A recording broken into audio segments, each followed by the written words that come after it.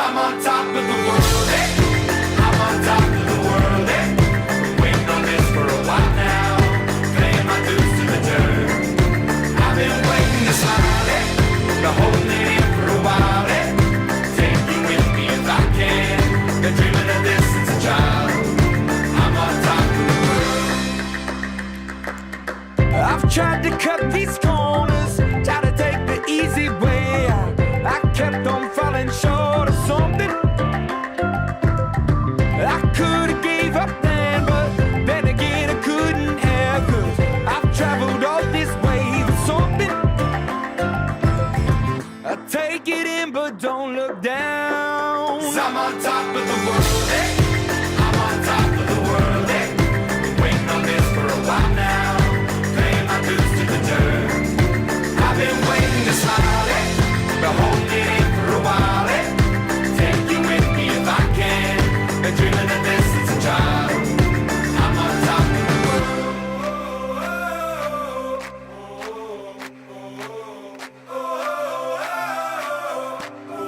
'Cause I'm on top of the world, eh? I'm on top of the world, eh? Been waiting on this for a while now, paying my dues to the dirt. I've been waiting to smile, eh? Been holding it in for a while, eh? Take you with me if I can. Been dreaming of this since a child.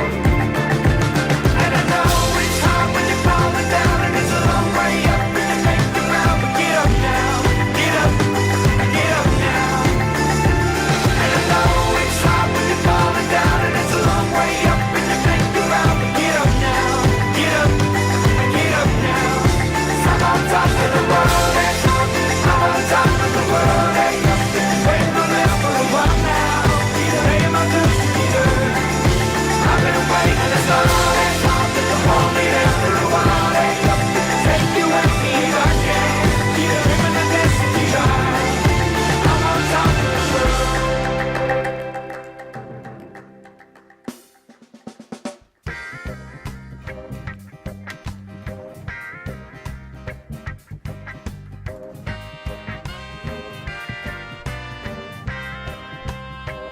This is the Joe Mays and J-Raff Show, giving you weekly sports analysis, opinions, and discussion.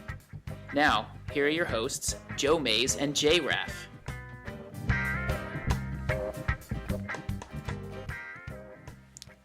Well, good evening, everyone, and welcome to the 132nd episode of the Joe Mays and J-Raff Show. I'm one of your hosts, Joe Mays, alongside of me, co-host J-Raff. Yeah, glad to be back. Talk some baseball tonight. So, looking forward to the long haul season.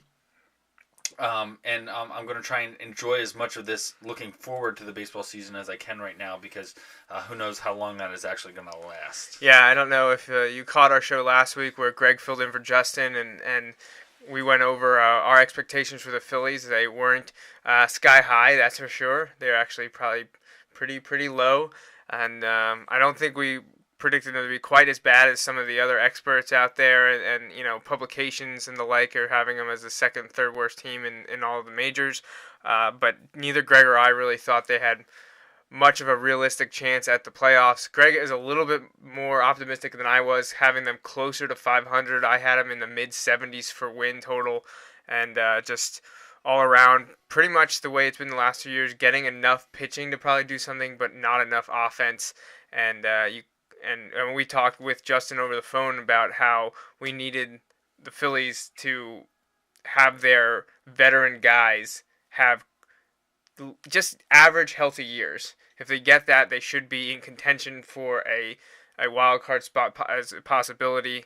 And is it asking too much? And I think before we even go into any talk about March Madness and contact, I think we'll let you give your Phillies insight before we move on to the rest of the league. Yeah, and real quick, just kind of, I know I called in last week. Basically, to sum up the Phillies for me this year is the margin of error is incredibly small, and they need everything to fall their way this year in terms of health, and we already see that. You could argue that that's not happening. You need things like you need production. Phillies ended spring training. I know spring training doesn't mean a whole lot, and we've gone through this over and over. Even when the Phillies were good, they weren't always having the best spring training. Sometimes they did, sometimes they didn't. But they had the worst record in spring training, and what scares me more is the worst batting average in spring training. That could be a major problem. However, like you said, if we go, I say we, meaning the Phillies, if we get guys that play near their career averages, and I said within 10, if you get within 10. So if you're a career 275 hitter, if you hit 265. If you're a career 25 home run hitter, if you're at least at 15, or above. I know that's a big difference there. But if you're a 100 RBI guy, if you're a 90 RBI guy, if you 10s across the boards are problems, but hopefully you have some people who are maybe within 10 above their career average. But if you can stay within 10 of the career averages, I think they have a chance to get to around. I think the high end for this team would be like 86 wins. I think 86 and 76 would be fantastic. That would be incredible. And I would love that. And that may get them into the wild card spot. It might not. 86 would be close, I think, to what that second wild card is going to be. However, I think much more realistic. I think they're going to end up closer to 76 and 86. I'm going to take the reverse of that. I think there's just such a small margin of error. Every time, and again, I know I mentioned this last week, but those games where you got a 2-run lead going into the 9th inning, and just something happens, even if Papelbon comes through and has a good year, which who knows what's going to happen there. But even if that does happen, it's tough to say that. That one win could be a huge one because, again, every one you add into the loss column is one you can't add into the win column. So, you get that double swing there. So I think more realistically, 76 and 86. I'm not sure if that's really, this is bad, but I'm not sure if that's going to be last place. I highly doubt it's going to be last place. I hope not. I think that would be bad. It could be next to last. In reality, it could be third. I think the two teams, and we'll get to this today, I think the Nationals are going to bounce back, and I think the Braves are going to continue to build, although they've been hit with some injuries this preseason as well, spring training. But I think you're going to see those teams kind of run away with things, similar to last year. I think the Phillies will probably end up in the mid-70s, and to be honest, if things go south, and if they go south early, the push you might be pushing to try and get to 70 wins. So hopefully that doesn't happen. Hopefully they can turn some things on here. They got a couple breaks. Try and look at the bright side. They got a break in Texas. I forget who was going to be the opening day starter for Texas, but he injured his back stiffness, so he's not going to be the starter. So. They already caught a break there, so hopefully they can, split the series on the road and win some series at home, and hopefully you can get into that positive column early. So, I'm not real optimistic though. I hate to say it, but we'll just have to wait and see how that all plays out. I think Yu Darvish might have been. Was he who was scheduled? I think that might have been who was scheduled for the opening day start. I don't know. But, you Google Rangers pitchers and injuries, and a lot of stuff comes up. That's not good for them. Right, no. But so I think they're going to end up in that 76 range. I think that's going to put them around third place. Yeah, and that's in the division, which I don't. I think the NL East. Well, I don't want to get ahead of myself. I'll talk about that later. But I think they'll be third, and on the outside, looking at playoffs, sitting below 500. You nailed exactly. I think what I had said last week is that I think they could push 500. I don't think they get to what they need for a wild card, which we mentioned last week. You could see an 84-85 win team, but usually it's 87, 88, maybe even 89 to get the wild card spot. Of course, they have a second one now, so the lower numbers still have a chance, but. I think more realistically for the Phillies, it's going to be in the mid-70s. And I think last week I said either 76 and 86 or 75 and 87. I'd put them right in there between 74 and 77 if I had to narrow it down a bit. better than last year by a game or two. It's not great. Obviously, if you're not playing meaningful baseball in October, what was the point? Right. And this is going to be the discussion we have all season. At what point, division race, wild card race, do you start to sell off the team? You know, I talked to some people. I think this is probably the most optimistic I've heard. They're adamant that the Phillies window is still this year and next year, based on contract situations and just age of players. They are adamant that their window is this year and next year. Not saying it's as big and wide open as it was 3-4 years ago, but they say they are adamant that they still have the chance. I don't really know. I think the window is not closed. I think it's obviously closing, but I could see, maybe making the argument that the window is not closed and shut for the next 2 years. But I think if they're out of it this year, but they have some individuals performing well, you can look for them to just start selling everyone off and restocking younger and try and build that way.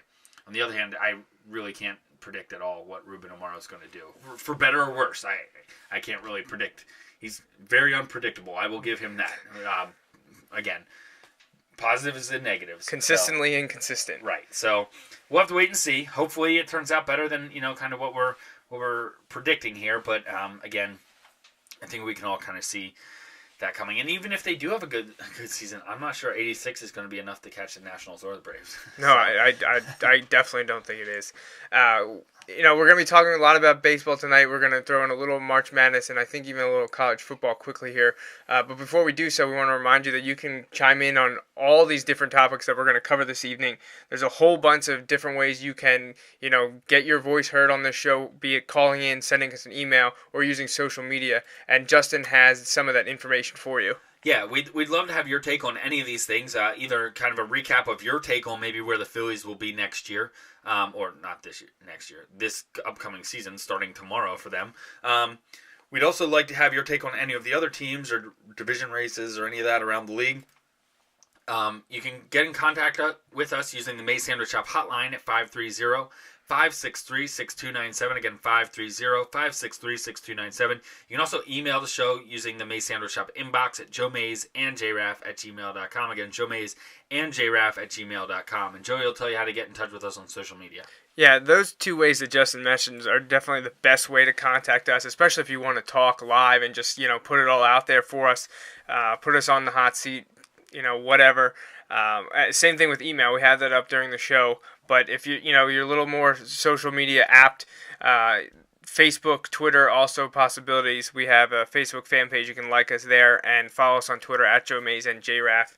And the hits keep on coming. This weather is kind of ridiculous here in southeastern Pennsylvania. Justin's showing me maps of warnings and stuff going on. As he was driving over to the studio tonight, he told me that it started to sleet. Yeah, like full-on pellets of snow. It was not big, or not snow, ice. Not big enough to be hail or anything like that, but it was not freezing rain. It was full-on, like, ice pellets. By the way, in 2 days it's April. I don't know if people...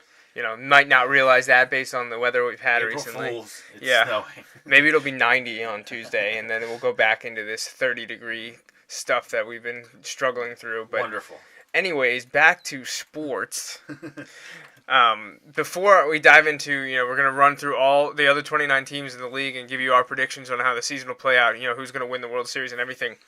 Just want to touch on our ESPN Tournament Challenge on the March Madness. Yeah, Justin and I were looking really good after the first day. I think both of us were 14 of 16.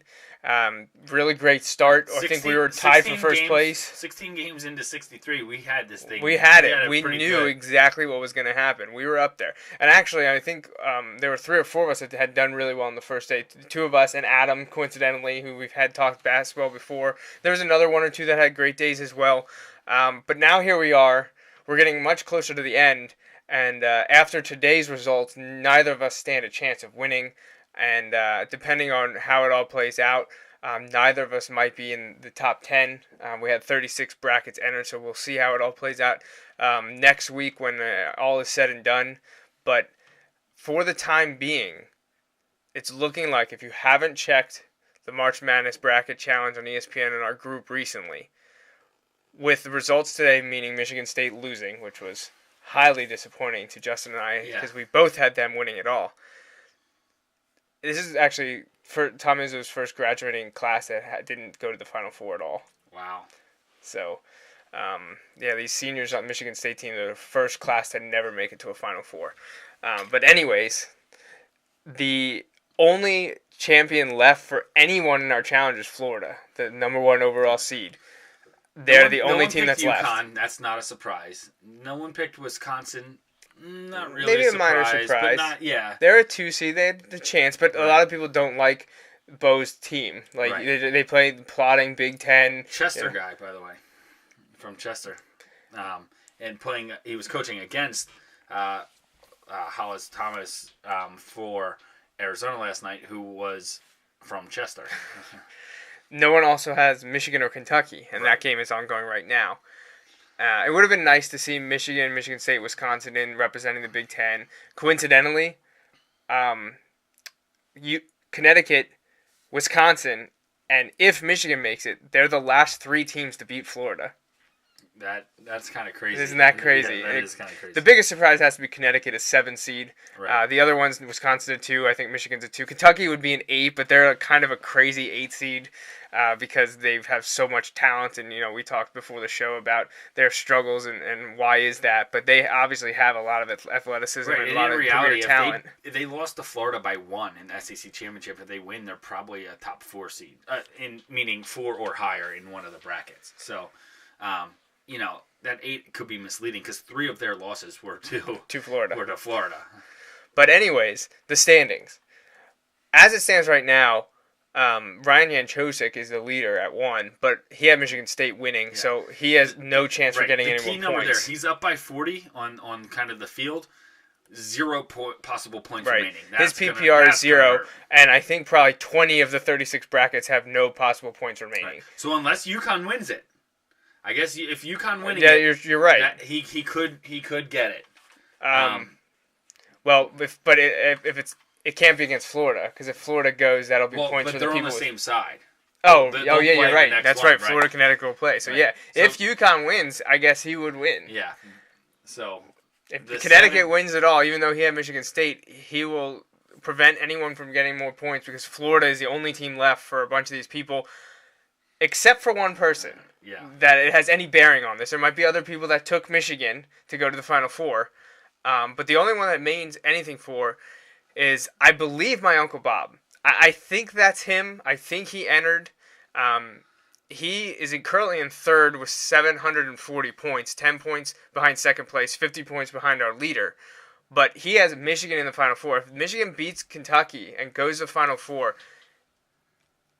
he will, I think, win no matter what happens. Because everyone, like we said, has Florida remaining. And his Michigan team getting there, he'd have 3 of the 4. He'd get enough points to jump over Ryan in first place. So that if Michigan makes it, I don't think anyone can beat my uncle. I don't think so. So it looks like if Michigan beats Kentucky... Michigan's up 4 right now with 11 and a half. There's a lot of time. But if Michigan beats Kentucky, I believe Bob will win our pool this year. However, if Kentucky wins, it gets interesting. The winner, if Kentucky makes it, and then Florida wins it all, as long as UConn doesn't win it all. Right. If Florida wins and Kentucky wins today, the winner will be your dad again. Again. And I will never hear the end of it if he wins again. I'm already going to catch a lot for it because he beat me. Right. But if he wins the outright tournament again... And I don't think there'll be ties this year either. We had 35 entries, if we count the chalk entry. Right. So 34, total.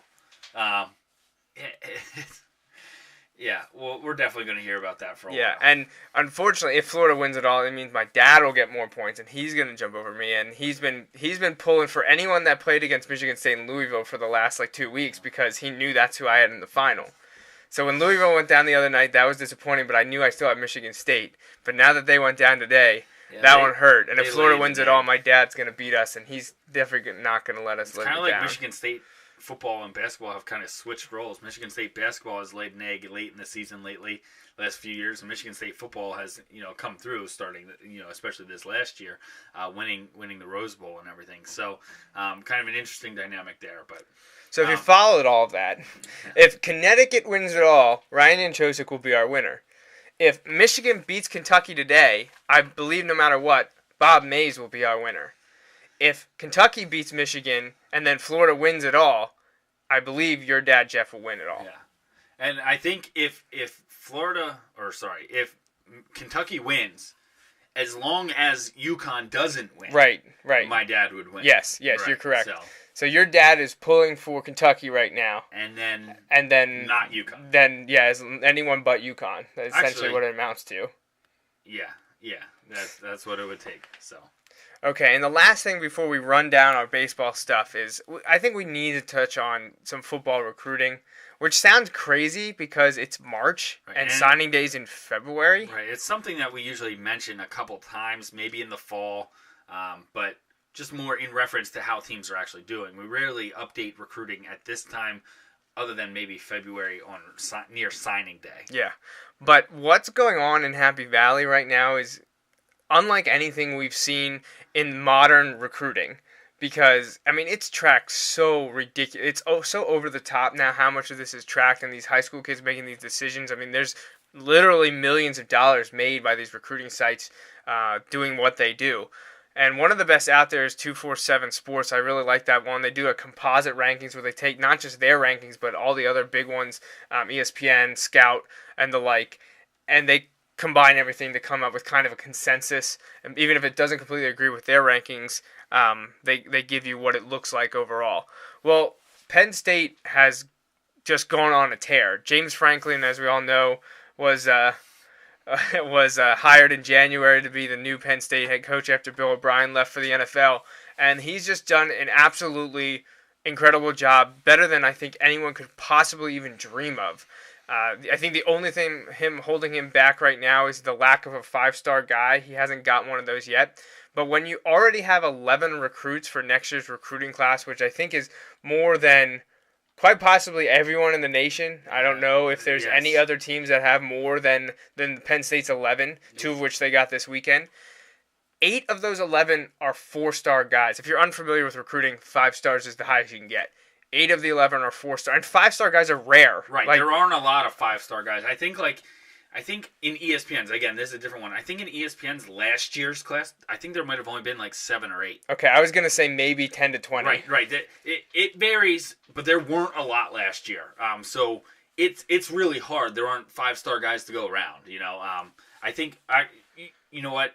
In one recruiting service, I think you're right. It is probably closer to 10 to 20 because I think they were talking about how Alabama had a chance at like maybe 5 of them. Of course. So, obviously, it's really early. Penn State at 11 recruits. They're probably looking at, I don't know what the numbers look like, but at a minimum of 15, maybe 20, depending on the way things shake out. But they already have 11. 8 of them are 4-star guys.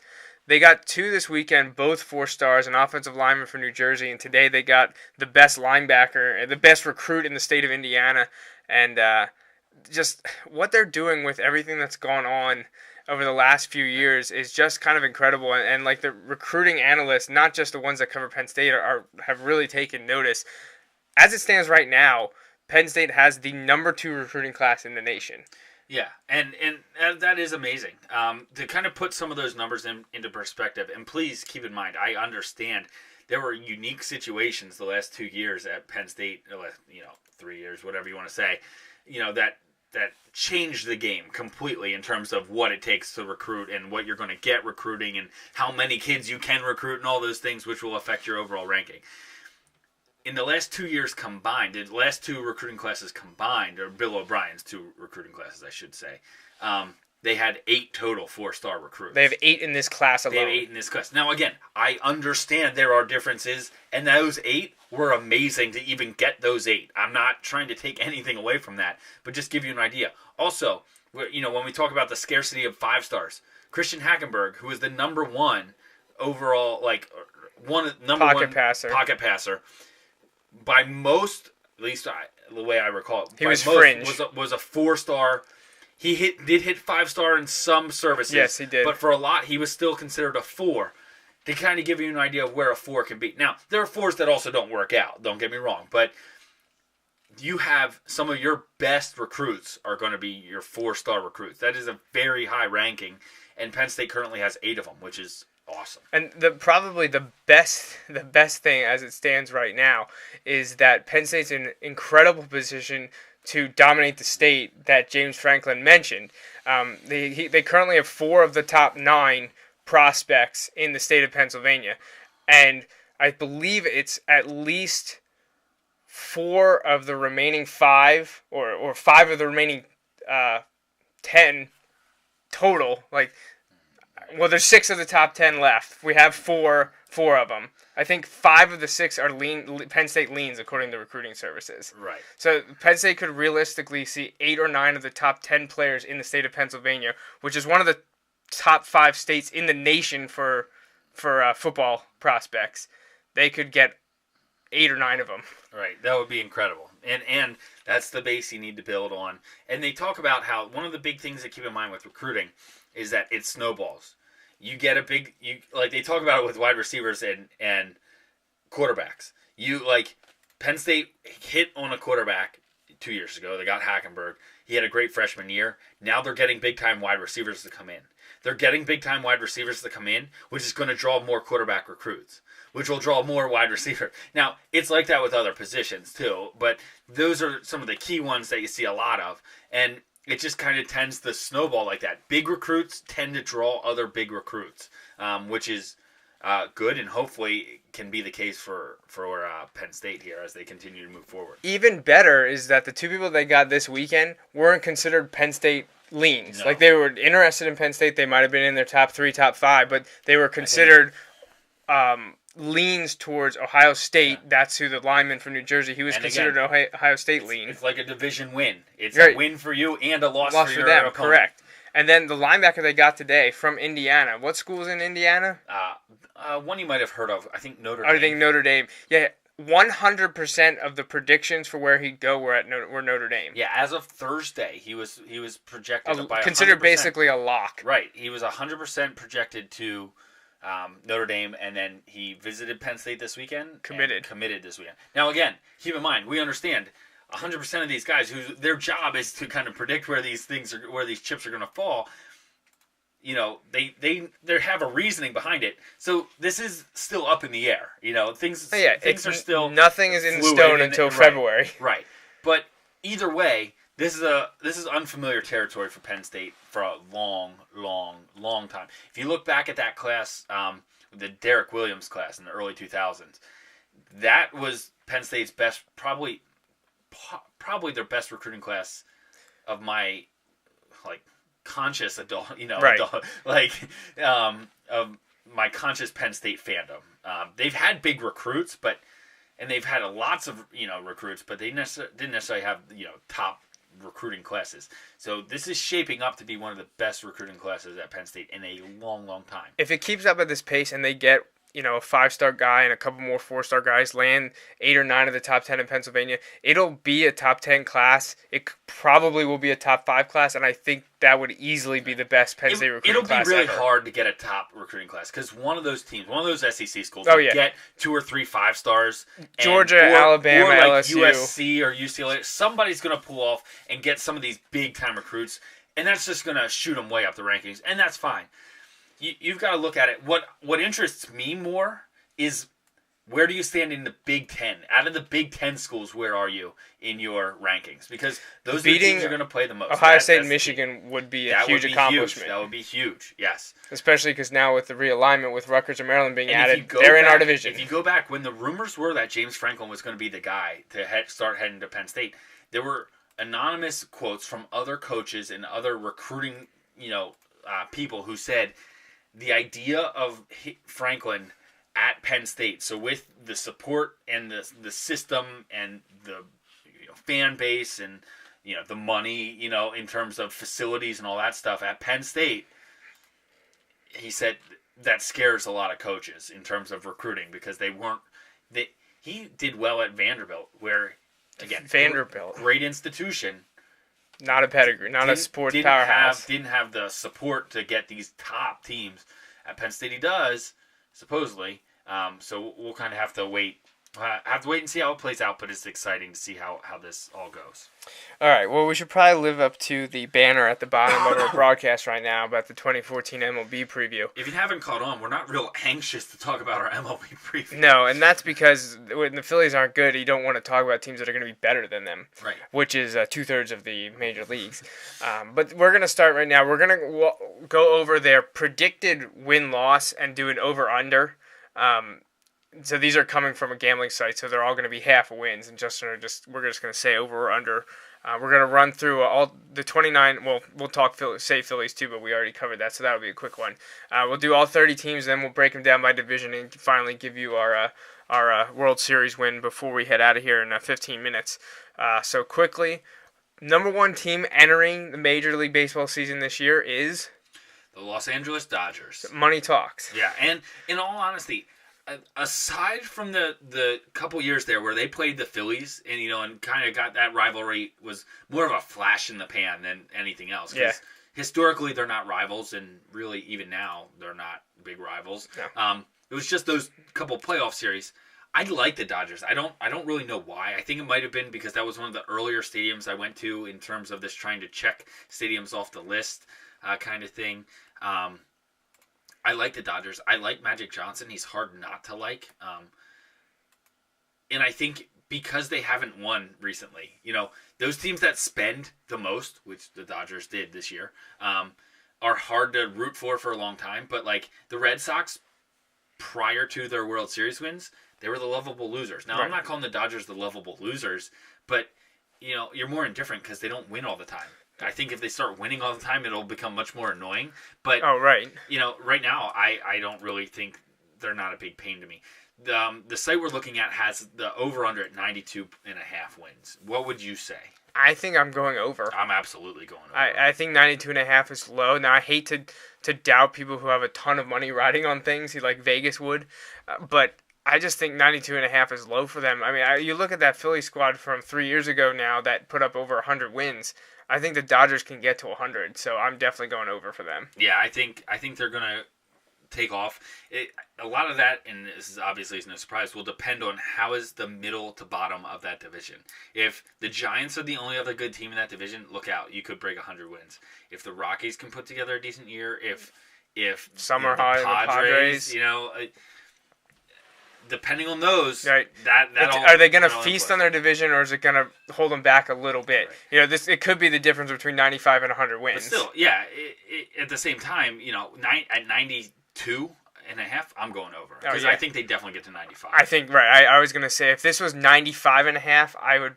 That's tough. That would be a tough one. 92.5, I say over for the Dodgers. Right. They finally, someone knocked the Yankees off the perch.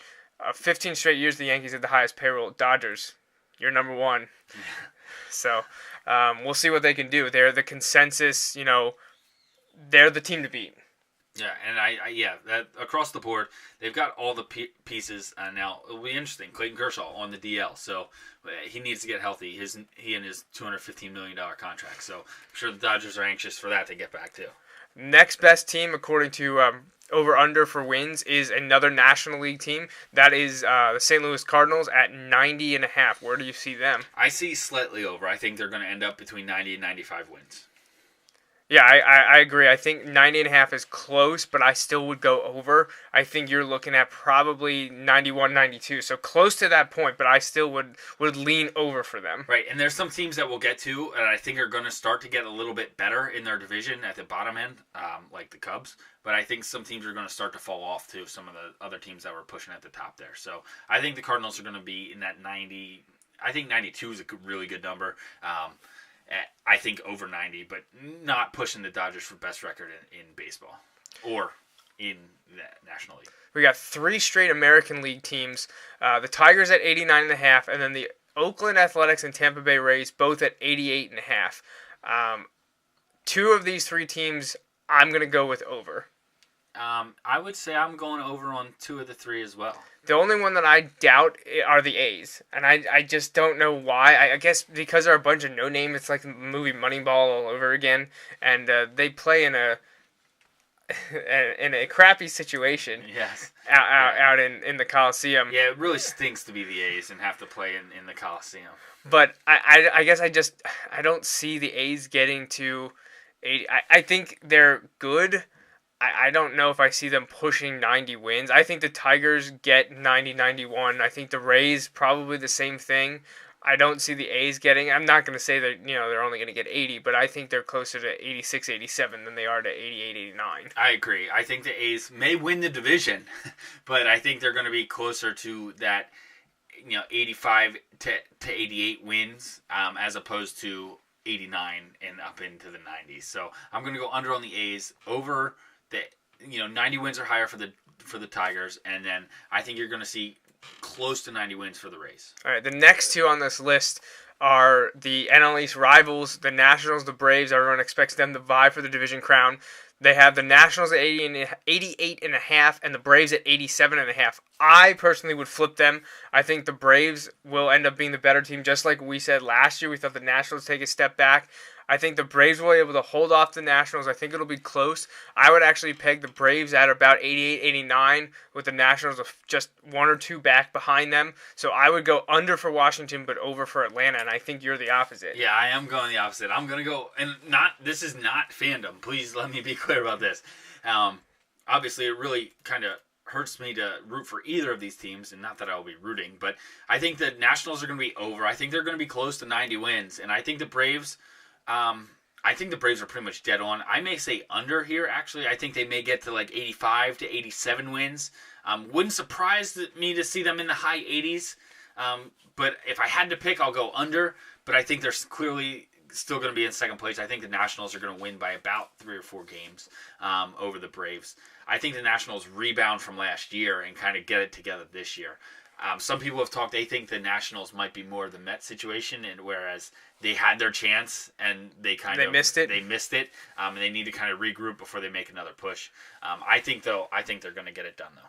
Now, we have 3 AL teams in a row here, 2 of which are in the AL East and big-time rivals.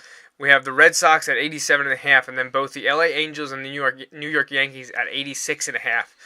I think the Red Sox are pretty spot on for me. I probably would say over. I think they will really push the Rays this year. I'm thinking 88, 89, right around where the Rays were. That'll be an interesting division to watch. For me, I'm going to probably go under for the other two, though. I don't think I see the Angels. I see them 3 or 4 games behind the A's, and I thought the A's would maybe only get to 86. So I'm going to say the Angels are slightly above 500, 83, 84. Same thing with the Yankees. I think they'll be closer to 500 than they will be to 90, and I'm going under the 86.5 for both those squads. Yeah, Red Sox, I'm going over the 87.5 again. I think it's a 2-team race for the division championship there. Red Sox and Rays, I think they're going to be battling right down to the end. I think the Angels are just under 86.5. I think they'll be above 500. I think they'll be competing for a wild card or maybe the second wild card spot. I'm ready. I root for the Angels, maybe because I played for the Angels in Little League. Could be. And they make great movies. Also, I want the Angels to do well. I like Mike Trout. I just like some of the players they have on the Angels. We'll see. I'd like to see them make a run. The Yankees, I have under 86.5. Like you said, I think in that low, I think they'll be 500, but I think 81 to 84 wins is kind of where they're at, which will be under the mark we were given here. I think age is going to still catch up with them. I know they signed some big names, but I'm not all that impressed with some of the big names they signed. Right. So we'll see. Okay. Now, there's 2 more teams that the bookies have at 86.5. That would be the San Francisco Giants and the Texas Rangers. You mentioned the Giants when we were talking to the Dodgers. Are they going to be able to do enough to really challenge Los Angeles, or are they going to fall back? And then the Rangers, they're the Phillies' opening day opponent, the opening series down in Texas. What do we expect from them? They're a team that missed their chance. They made it to the World Series twice, couldn't capitalize. What's going to happen with them?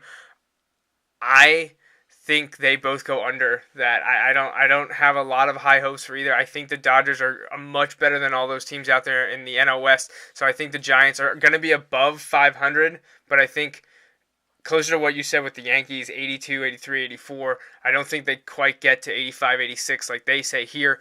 And the Rangers, I'll go slightly under, but I like them better than the Giants. I think they're more of an 85-win squad, but not quite the 86.5 listed here. See, I think the Giants, I'll probably go under because I think they're an 85-win team, which is really cutting it close because they're at 86.5, like you said. Rangers, I'm going to go over as well. I think they're an 86, 87-win team, so 87 would get them over. I think it's pretty much dead on. I think they're second place in their division. Oh man, that's tough because that could. It's tough to see a team at 86 wins possibly be third in their division. That's essentially what they're telling us here. I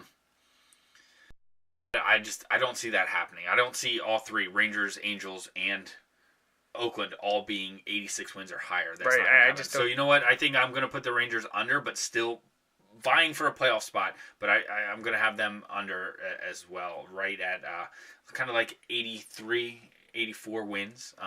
We'll have to see how things play out down there. Now, that kind of takes care of all the teams that you would expect to vie for division championships and wild card spots. Now you're getting the teams that are going to be really cutting it close, and then the ones that just aren't expected to do much at all.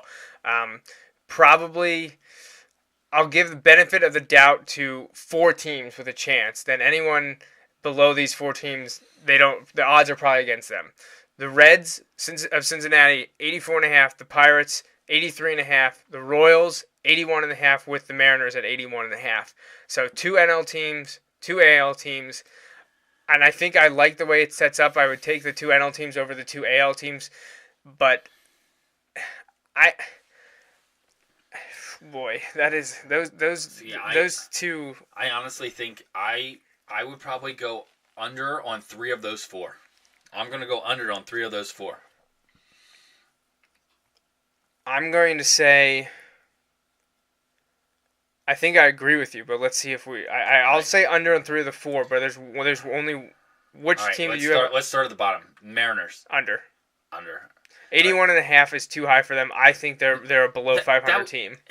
They have them at 81.5, and that would still be 4th in their division. Right. No way they're going to accumulate that many wins. Nope. So they're probably mid to high 70s. Spent way too much money on Cano. Let me rephrase that. They spent too much of their percentage of money on Cano. They don't have anyone else to help him. Let's see. How about the Reds? Under. I have under. How about the Pirates? Over. I have them under. Oh, so you with the Royals. Yeah, you like the Royals now. Yeah. See, I like the Pirates have. I think that they have enough young back talent. under 500. 83.5, I think, is a tad low. I think they will challenge for a wild card spot. I think I like them better than the Reds. Obviously, I don't like them as much as the Cardinals, but I think they're more of an 85, 86 win team, which should get them in the wild card 2 discussion. I like the Reds a little less, so I'm going to say probably 83 or so.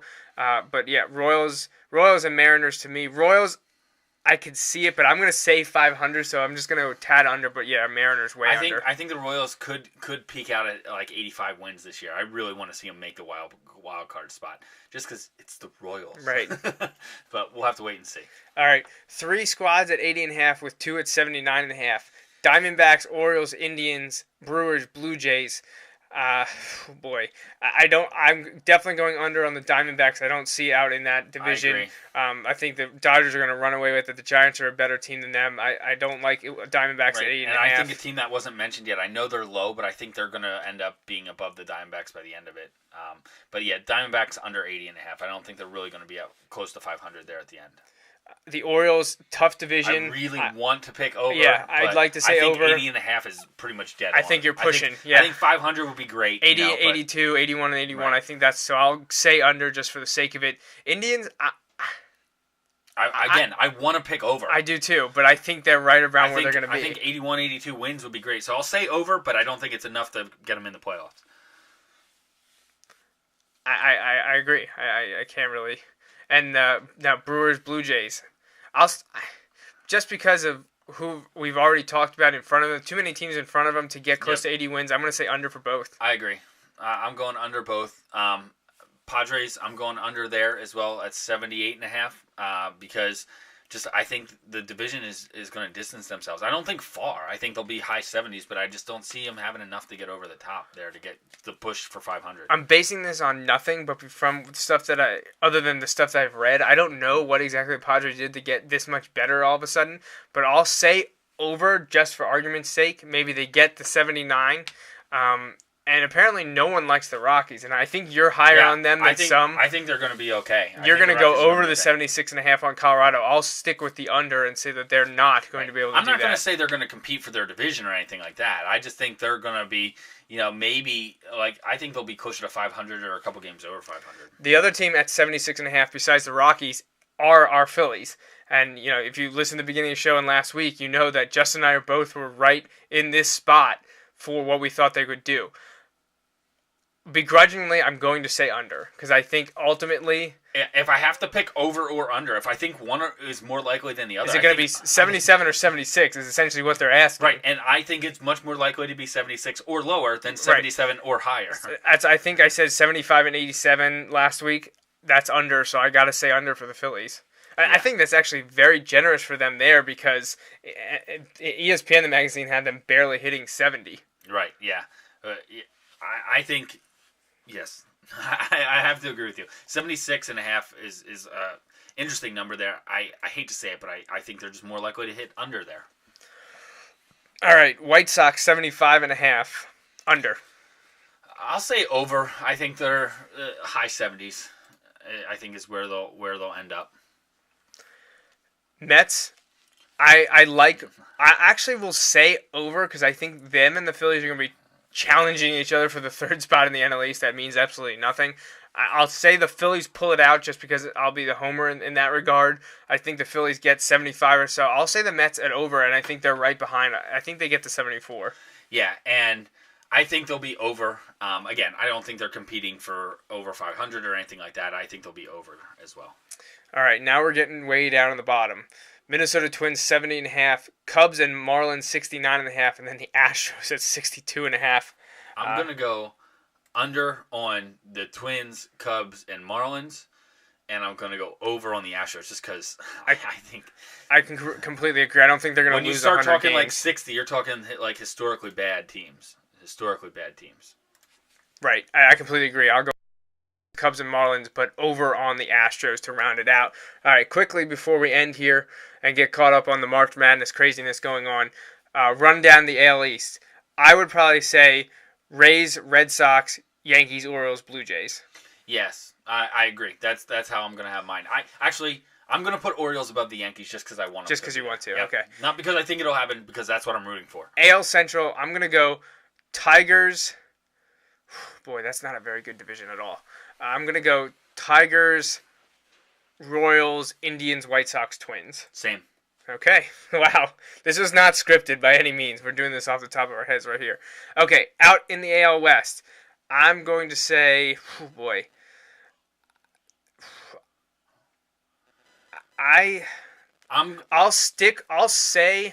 you know what? I'm going Angels, A's, Rangers, Mariners, Astros. I was going to jump in and say it, but that's mine. Is that yours? I'm going Angels. I think this is the year the Angels break through and get it done. Because I like Mike Trout and I want him to do it. Yeah, I do too. And I don't like the A's as much as some people. Pujols has to come around. I'm not saying he's going to be the star that he was before, but he's got to come around at some point, right? Yeah. I mean, at some point. We're now 3 for 3 in agreement here. All right, in the NL East, I know we disagree here because I'm going Braves, Nationals, Phillies, Mets, Marlins. I think you're flipping 1 and 2. I'm flipping 1 and 2. I'm going Nationals, Braves, Phillies, Mets, Marlins. That seems to be the consensus. A lot of people think it'll be Nationals over Braves. I'm sticking with Atlanta. I mean, it pains me to say it, but they're just a model organization. Last year we called it. We called everyone being wrong last year, and we picked the Braves to kind of be better. But we'll have to wait and see how that goes. All right, NL Central. I'm going to go Cardinals, Pirates, Reds, Brewers, Cubs. I still think it's going to be a down year for the Cubs. I don't see a lot of them. The Cardinals are the best in that division. I'm going to flip the bottom there. I'm going to go Cardinals, Reds, Pirates, Cubs, Brewers. Just, again, rooting for the Cubs. All right, you flip Pirates, Reds, and Cubs, Brewers. So I had Pirates 2, Reds 3. I think the Reds are going to finish above the Pirates. No, they're not. Yeah, they are. No, not happening. Pirates, 80 wins. All right, last and certainly least, National League West. Obvious, Dodgers are number 1 for both of us. I'm going to say Giants 2. Yep. Oh, boy. Dodgers, Giants. Man, who do I want third? I'm going Rockies. You're going Rockies. D-backs, All right. Or Rockies, Padres, D-backs. No, I messed that up. All right. Dodgers, Giants. Yes. You agree, 1-2. Right. Dodgers, Giants, and I'm going to go Padres, D-backs.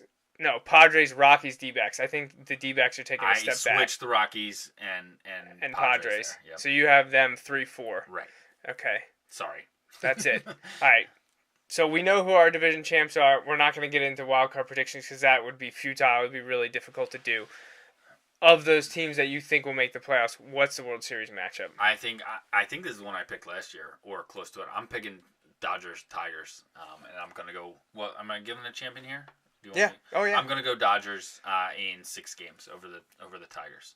All right. I am.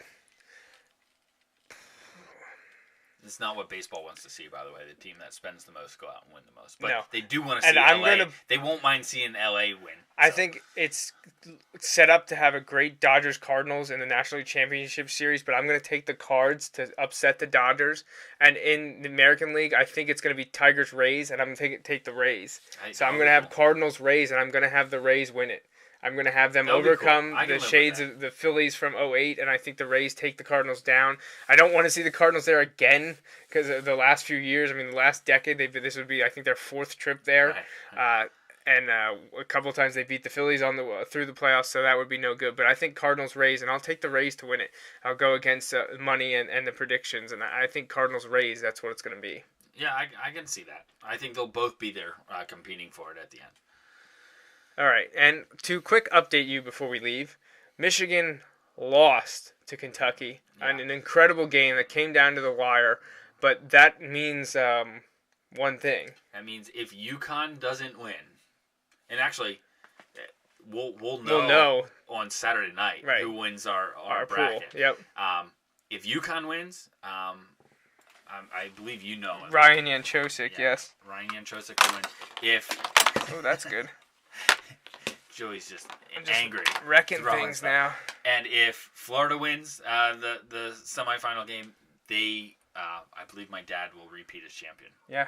Oh my gosh, I can't believe that's going to happen. 2 years in a row. Not just 2 years, 2 years in a row. Yeah, 2 years in a row. All right. Anyway, I can't believe this. Yeah.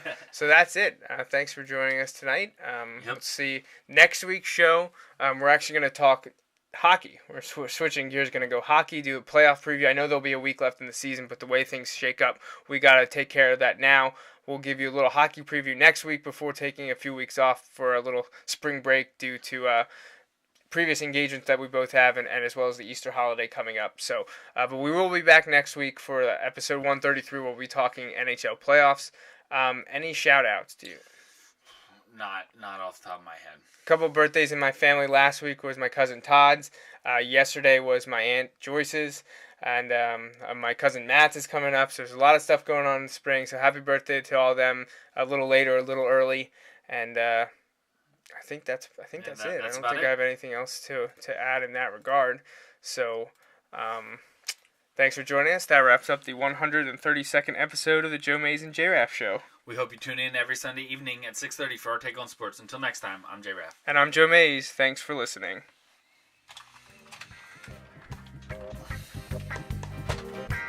Thanks for listening to the Joe Mays and J-Raff Show. Don't forget, you can download each episode of the show from the podcast section of the iTunes Store. We'll see you next time, and thanks again for listening.